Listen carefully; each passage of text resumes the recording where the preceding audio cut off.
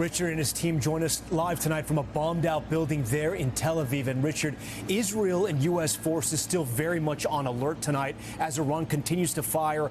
And now there's a new warning tonight from the State Department.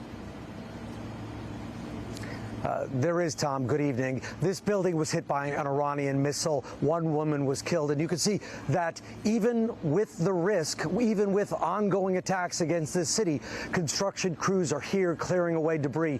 And the State Department, just a short while ago, issued a warning to American citizens to evacuate from 14 countries in the Middle East, including Israel, Jordan, Saudi Arabia, and Egypt. And Courtney, you have details about President Trump giving the military the final order to proceed?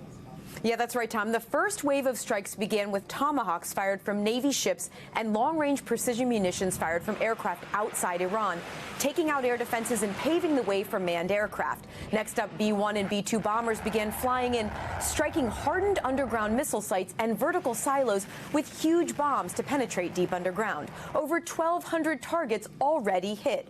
President Trump saying a big wave is still to come, and while officials won't speculate, one possibility remains the nuclear program, which so far has not been struck. One U.S. official said the goal of the operation is to hit hard and overwhelm Iran as quickly as possible, ideally in weeks, not months. And Gabe, Secretary of State Marco Rubio speaking to lawmakers late tonight? Yeah, Tom. Secretary Rubio saying there was absolutely an imminent threat to justify this operation. He argues that the Trump administration knew Israel was preparing to strike Iran, and that if the U.S. had waited for Iran to retaliate, Americans would have suffered higher casualties. Still, there has been mixed messaging here. Rubio and Hegseth saying today that regime change is not the goal, although the administration would like to see it happen. Those comments coming after President Trump urged Iranian protesters who recently faced a brutal government crackdown to take to the streets again and topple the regime. And I just heard this really loud bang.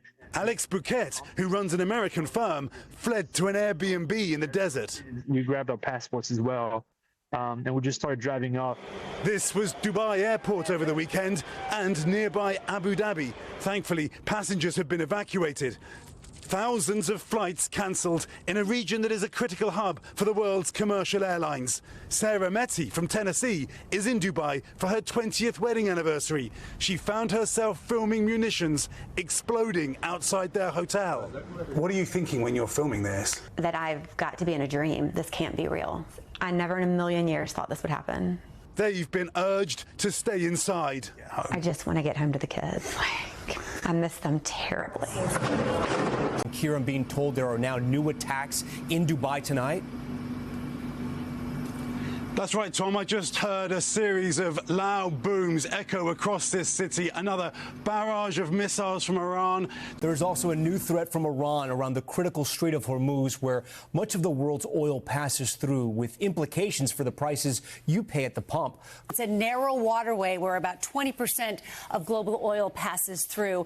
And tonight, Iranian state media is saying Iran will set fire to any ship trying to pass through here. You can already see shipping there at a virtual standstill. Oil prices jump today, and every dollar that oil prices rise translates to about 2.5 cents for a gallon of gas. That means, for example, $10 spike in oil, 25 cents at the pump, and American wallets are already feeling this, Tom, these surging oil prices. The national average for a gallon of regular gas today topping $3. Secretary of State Marco Rubio says the administration anticipated this and will announce steps to mitigate it tomorrow.